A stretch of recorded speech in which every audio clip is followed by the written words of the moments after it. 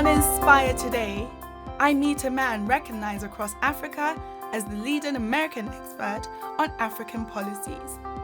From his work with Africa and Trans-Africa to President and CEO of Constituency for Africa, CFA. His humble beginnings connected him to some of the most powerful coordinators in the world to help support and shape the mission, Building Africa. With a career spanning over the decades, he has achieved many honors as the challenges continues. Awards, recognitions, articles. We celebrate the legacy of this man as he continues to push with the mission and bridge the world of America and Africa. He is Melvin Foote. So it's a pleasure to welcome Melvin Foote to Inspire. Thank you so much for being here. Thank you, and I'm inspired. That's what the show is called. Inspired. You're on the right platform. Now, let's begin your journey and your career within the diaspora. Spans decades, over 40 years. Just to begin, was it always about the diaspora for you, or at some point along the line, something just clicked? It just clicked. I grew up in the 60s and 70s in the Midwest, and it was during the time of the Civil Rights struggle. And so I grew up in a place called Rockford, Illinois, and I wanted to see something else. It was a factory town. All you got were people who work 8 hours, 10 hours a day and go home. That's it. So I played basketball, so I had some basketball opportunities. You're tall. Yeah, I had some opportunities to do scholarships. So I said, okay, I'm going to take the scholarship as far away from home as I can. Now, I didn't look at the curriculum. I didn't look at any of that stuff. So I ended up in the mountains of Colorado, 200 miles southwest of Denver, and played basketball, but I got out of there. So eventually I got ready to graduate. I had a column in the school newspaper called The Back of the Bus. So every week I wrote about black people. Wow. And a guy wrote me a note, said he wanted to see me. So we met. He was a former Peace Corps volunteer in Ghana, here in Ghana. He fell in love with his girlfriend, his counterpart, and he was going to marry her. He wanted my opinion about interracial marriage. Well, you love who you love. What is this Peace Corps? So he told me about the Peace Corps. My light bulb went off. I said, boy, maybe I ought to go to Africa. So I applied to the Peace Corps. They didn't reply for like 6 months. Then all of a sudden I got a letter that said, you've been accepted and you're going to go to Ethiopia. Well, I didn't know where Ethiopia was at. All I knew was in the Bible, it said Bethlehem, Jerusalem, Ethiopia. I said, I don't want to go to the Middle East. So, you couldn't Google back then. So I went to the library, found an atlas, and I saw where Ethiopia was in the heart of Africa. So I graduated in June, and July I was headed to Ethiopia. My father said, you're going to Africa, you're going to get eaten by a lion. I didn't know. There was no knowledge.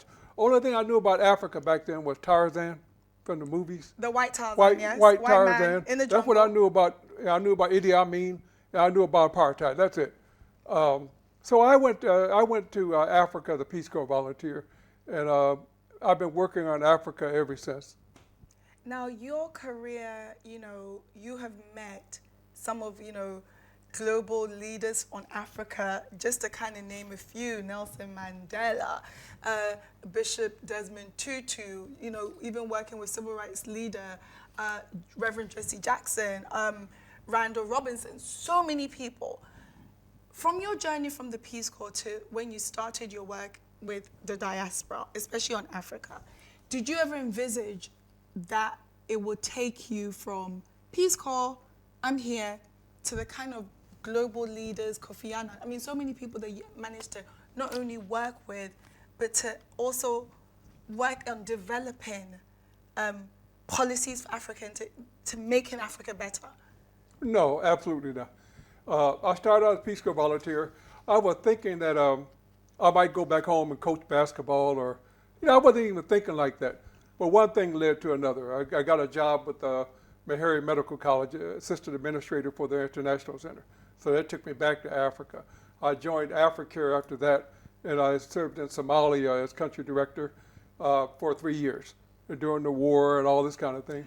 But then I was brought back to Washington because I was good at telling the story. My reports, I would take Polaroid pictures of the project. Here's the water well, boom. Take the Polaroid, put it on my report. So, this guy liked to communicate. So I was asked to come back to the U.S.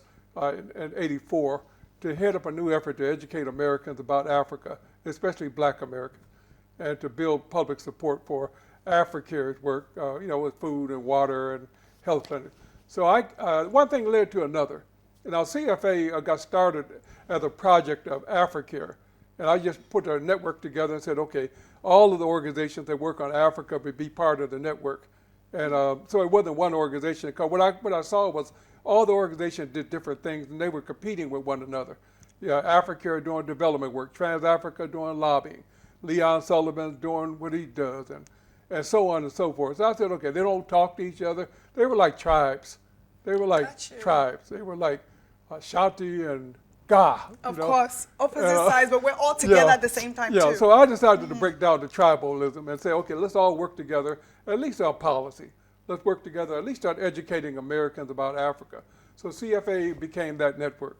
And so my job is to educate Americans about Africa, improve cooperation, coordination between the organizations that work on Africa, and help shape U.S. policy toward Africa.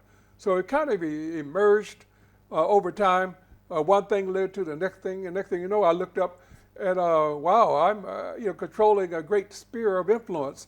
I'm working with the U.S. government. I'm working with the World Bank. I'm working with African governments. I'm going to all kinds of conferences. And so today, now I'm like in the middle of the bridge. I'm the one bringing the parts together. So I like it. I don't have to be the chief. I don't have to be the leader. I'm a coordination person. I'm bringing people together, facilitating things, but I don't claim to be the leader of the diaspora. Nobody can lead it for one, but I think that I can help bring people together, and that's really what I try to do. We want to kind of highlight and applaud your role in AGOA, which is the African Growth and Opportunity Act, which you were one of the people who worked directly on that.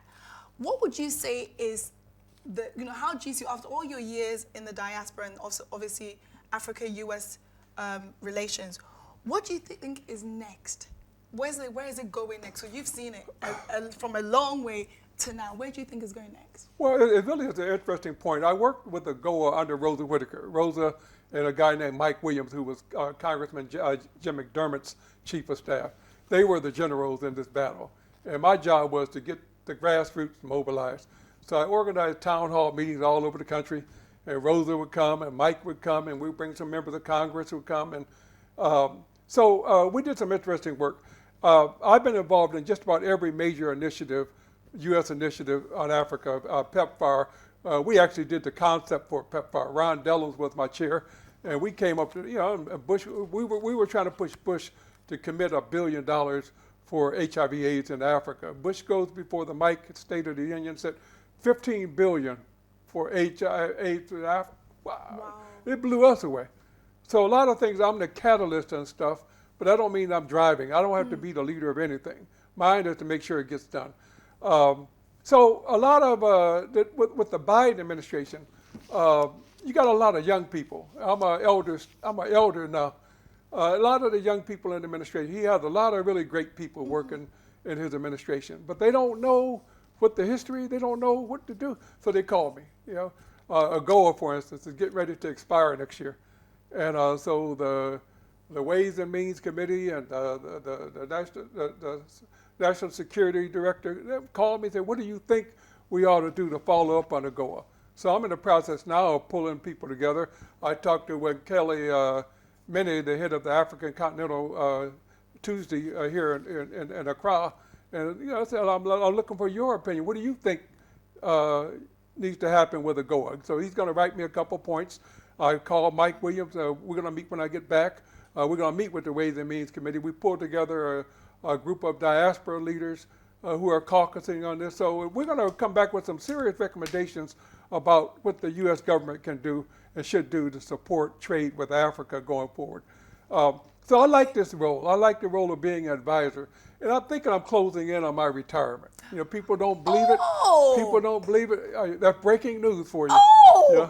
And do you know what? As you said that, as it's actually time for break, so I'm going to get a bit more into that. Because I'm like, all this work and leading into retirement, okay, Don't go anywhere. This is Inspire, and I'm speaking with a champion on Africa, and he's also the CEO and president of Constituency for Africa, Mr. Melvin Foote. We've got more coming up. You don't want to miss it.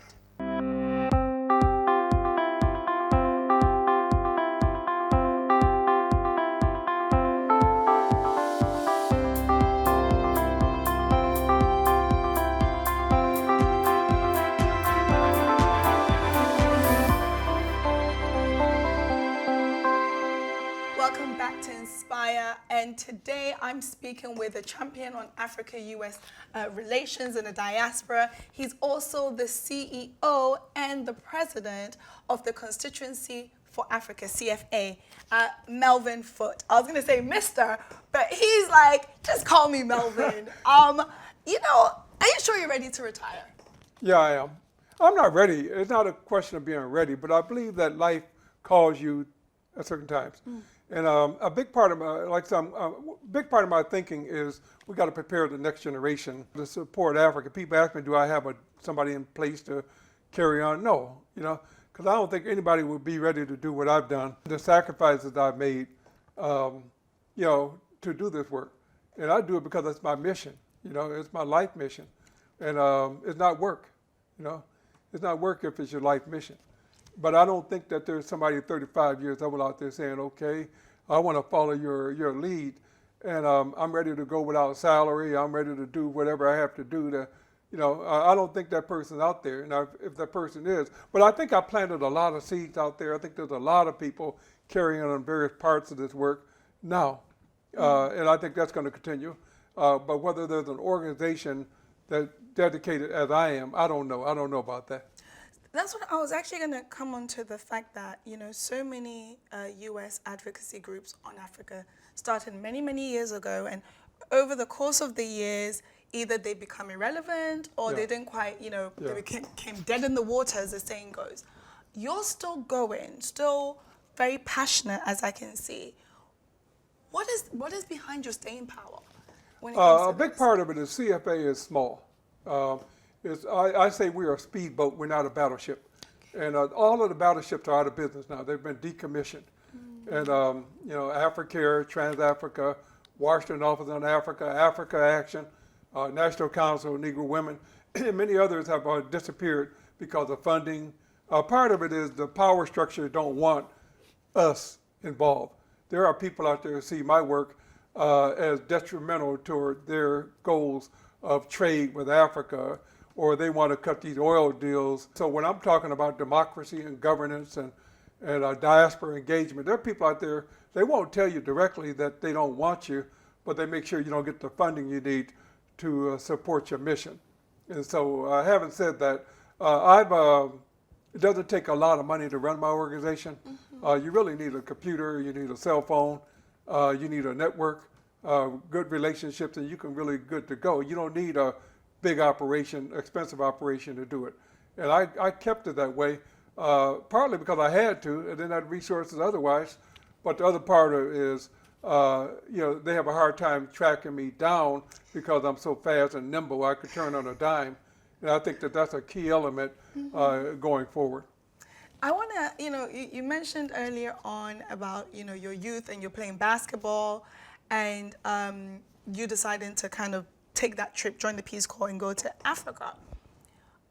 I wanted to know, what was it about Africa that made you, once you visited, because you mentioned not knowing next to nothing about it before going in the 70s. But what was it about when you went to the continent, I think firstly to Ethiopia, and spending time there, that made you basically dedicate your life to, Africa and African-American diaspora relations on the continent? Because like I said, I was concerned about the plight of black people because of the civil rights struggle, Martin Luther King and all of that. But when I started thinking about it, I said, well, gee, there's black people globally. And that would really pique my interest with the Peace Corps. I could still be involved in the civil rights and helping black people, but do it on a global platform. So when I went to Africa, my first time going to Ethiopia, I was with some of the other Peace Corps volunteers, and we used to have to walk to school every day for our language training. And all the little kids in the village, these are farm kids, so clothes all dirty, flies. they would walk up and shake our hand. They would go right past me and go shake the hand of the white guys, Ferengis. Salam Ferengi. The first time I got kind of upset, hey, brother here trying to give me some love. But then I realized that they walked past me because they looked at me and said, you know, he's one of us. Yeah. You know, and that's when I got real comfortable. I started to realize for the first time I'm at home. And so it grew and grew and grew. I learned a lot more. I read a lot. I met all these great people. And I learned about this great continent. I've learned a lot about the history and the culture. I mean, in my work, you got time to read. So I've done that. And so it grew on me. That's why I said if you asked me if I had a game plan when I first got started, absolutely not. But one thing led to another. Some of it requires courage to get on that airplane and go to Africa. My father thought I was going to get eaten by a lion. And I didn't know, but I got on the plane anyway, you know. And so now I'm very comfortable in Africa. I am an African American. I met with a group of the Paramount Chief up in Kumasi yesterday, and all the other chiefs are sitting around. And I said, boy, gee whiz, part of my DNA is Ghanaian. 10% is Ghanaian, 40% is Ivorian, 20% is Ghanaian. Wow. And so I told them, I looked around this room, I said, I see some people look like my uncle. And they caught that in a hurry. I mean, gee whiz, I'm from Africa. Born in America, but I'm an African American, born in America. I love America, but I love Africa too. Would you say over the years, you mentioned even those days, because there was no Google, but no social media to people to see what things look like, and people having such a negative view about Africa. Over the years and with your work, have you seen there be a more positive, view of Africa over the years from your work, from when you went in the 70s to now, especially from African Americans? But again, part of it is people who were making business in Africa, getting the gold and so forth, they didn't want competition. No. So they would go there and say, oh boy, I'm in Africa and people don't even wear shoes. Well, at least you could figure out how to sell shoes, something. But they would give such a negative impression about Africa, and that was intentional, And so even among African Americans, they're thinking Africa, boy, you're going to get eaten by a lion, or you're going to get boiled up, cannibals. We had all these stereotypes about Africa. Ironically, they told the Africans the same thing about us. African Americans are drug dealers and crime, So they're looking at us like, wow, you guys are very gangbangers and stuff. And so a big part of that, we got to educate ourselves about Africa and about each other. And we got to build a better understanding of who we are and what we are. So I operate in that space, and I personally think there's a lot of gratitude for the long way to go. But a lot more Americans and diaspora are knowing more about Africa. A lot more Africans, because of shows like yours, are knowing about us. And so I think it's a whole generation coming up that's going to really turn the tide, and we'll see a whole new day, not only for African Americans, but for Africans globally. You've met, so many people, worked with so many different people, whether in governance in the US or governance on the African continent. Wanted to ask you, in your opinion right now, who, if any, would you say is the greatest living African you've met? I know it's a tough one. That's a tough one. Tough one, That's yes. a tough one. I mean, Nelson Mandela is clear cut. I'll start with Nelson Mandela. Start with Nelson. He's clear cut. Now, Bishop Tutu right behind him, But I met a lot of, I met a lot of Africans. Some of them you wouldn't think much of, because I've been to more than 45 countries, And on the continent. I went to places like Sudan, Somalia. I've been to DRC. I've been, and every one of them are somewhat different. But you do get a redeeming, love for the continent. A lot of issues, and some of the issues are brought on by Africans themselves. Others are put on Africans because of colonialism, and we're still fighting. The battle is long from over. I personally think it's a 500-year battle, so I won't be here. Maybe you will, but I won't be here for that long. But it's like, you got to put the train on the track. You don't have to necessarily get to the goal, but just put the train on the track and move it down the right direction, And then you got to make sure and empower others to carry forward. I try my best to do that. I think this next generation coming up with the technologies and all that, I think they're going to make that different. We don't know yet who's going to be the leader or what form it's going to take, but I'm confident that it's gonna move forward. So, I mean, as we're wrapping up, to the end of the show, and it's interesting you're mentioning about the next generation coming up. One of the things I notice, I think, as young people is right now, the social media has become a very big tool. You're having people going on vacation, and Black people going on vacation in Africa. But a lot of times, I don't know if we're doing enough trade. The youth and the role in the diaspora, and that goes for both Africans on the continent and African Americans. What would you say would be, your advice in terms of that next step of the togetherness that, the role the diaspora has to play on the continent? What would you say as we end? Well, the effort that I'm most proud of is the Young African Leaders Initiative, which President Obama embraced and made a hallmark of his foreign policy. And it really involved taking young Africans across the continent, bring them to the U.S. for 6 months of empowerment training, and then allow them to go back. Now they did a whole lot in the way of recruiting of these young people. I must have met over 10,000 of them since the program. I haven't met one that I wasn't impressed with. Now these are going to be future presidents, finance ministers, trade experts, health experts. I'm absolutely confident that it has emerged. Now I tried to push the State Department to link them up with African Americans of similar ilk. Well, you got a lot of young Blacks also in America who they need to meet each other so that 5 years from now, 10 years from now, they don't slow that down, push it back, because they don't want this kind of collaboration to happen. There are forces out there that don't want us. They don't even want us talking right now. So okay, you can't buy into that. You got to do what you can, push as far as you can. So I'm a lot of this is about information. I talk to young people every chance I get. My book that I am going to write, half of it's going to be a memoir. The other half going to be lessons learned and next steps and some advice for this next generation. But I'm confident that we're going to get there. I don't know. During my time, I've seen some great people working on this stuff. Randall Robinson, you mentioned, Leon Sullivan, C. Payne Lucas, who was my boss at Africare for many years. These were great giants. I don't claim to hold a candle to what they've been doing. But I think what the shortcoming was the lack of unity. And there was no effort to push cooperation back then. So when I came along pushing Constituency for Africa, we working together, some of them took it the wrong way. CFA actually got pushed out of Africa because I started getting too much media. I became the story. And so my boss thought that this ain't going to work for Africa, and I got pushed out. I think it was a bad decision. We make those kind of decisions. There was other decisions that I'll detail in the book. But we have got to, if we don't unify and find ways to cooperate, we have no chance. And so we have no other choice. So that's my message to the young people. In terms of Africa and African American relations and U.S. policy shaping all the work you've done over the years, as we're coming slowly towards the end, there's a quote, and I won't even try and quote it, but your late great mentor and friend, the founder of Africa, C. Payne Lucas, identified tribalism as one of the greatest obstacles to African development. You touched upon that in the beginning, mentioning, like the Ashantis or the Gas. What do you say about that? What is your view when it comes to tribalism? Do you think is a bane in terms of that unity that is needed?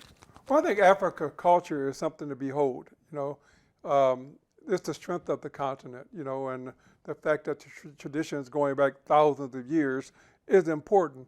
But at the same time, in a modern day construct, the divisions that culture represent in view of ethnicity, religion, it's very easy to exploit.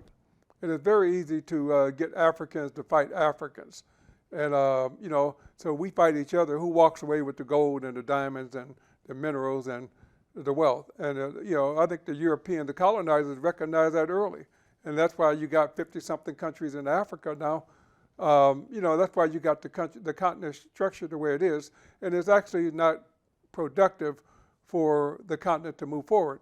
I like the Continental Free Trade Agreement. Now we're talking about the continent. The regional bodies that we're talking about, larger segments. That is definitely the way to go. But recognize there are people out there who definitely want Africa to fight itself. And they're not going to promote any kind of unity or peaceful, you know. So I think it's up to Africans to recognize that, and then we got to also recognize there's 1 billion people in Africa. There's also 1 billion Africans outside of Africa, and you know, I live in Washington D.C. I'm an African born in Washington, and so don't find that as disruptive. Find that as something you can unify on. Use your diaspora. I'm in Washington. I can push around members of Congress and the administration. Africa should be using me more to do that. You know, the Jews do that with Israel and the Jewish diaspora. You know, they work hand in hand to shape U.S. policy. But in the case of Africa, most of the African government will use white lobbyists. They would pay them big money to lobby Washington, and they can't do 1/10 of what I do. So we got to correct that.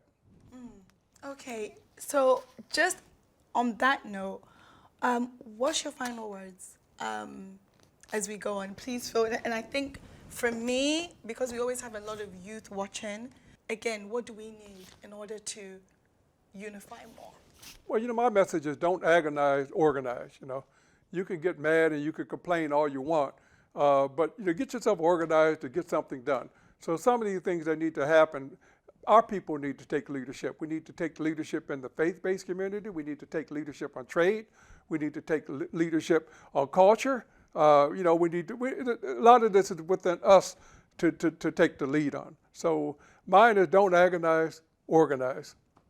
Thank you so much. Thank you for, you know, the knowledge and just kind of sharing. And I'm looking forward to the book.